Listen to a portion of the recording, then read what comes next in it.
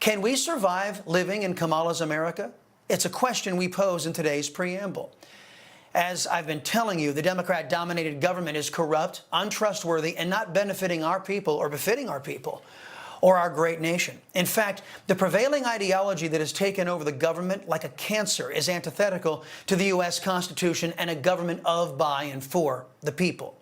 Before Joe Biden lost his cognition, he intentionally and brazenly broke the law by stealing classified documents for over 40 years.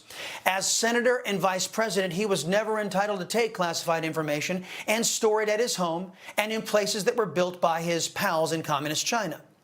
When Joe Biden was running for president, the corrupt Department of Justice claimed they lost 117 pages of testimony that showed Joe Biden shared classified information with his ghostwriter.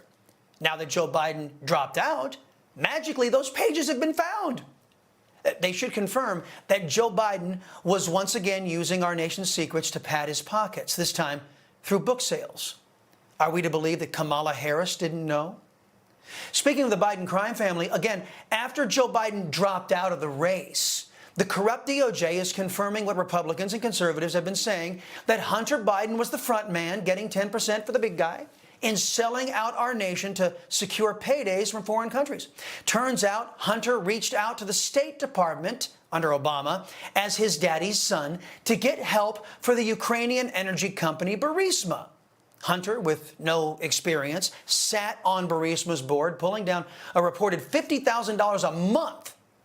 Now, there was a Ukrainian prosecutor who was looking into Burisma, but he was fired after Daddy Biden intervened using American tax dollars approved by Congress.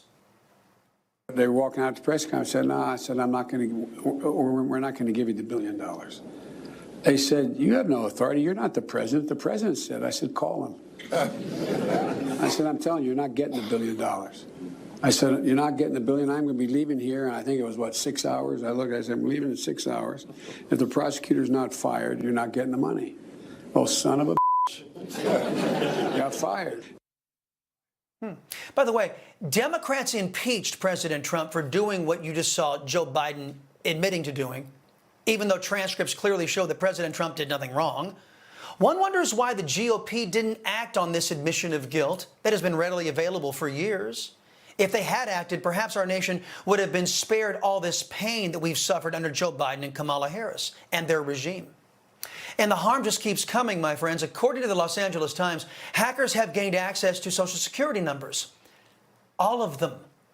The fraud, identity theft, and crime that is sure to ensue is likely caused by Democrats who have staffed our government with incompetent DIE hires who check every box except for the "I'm qualified for my job" box.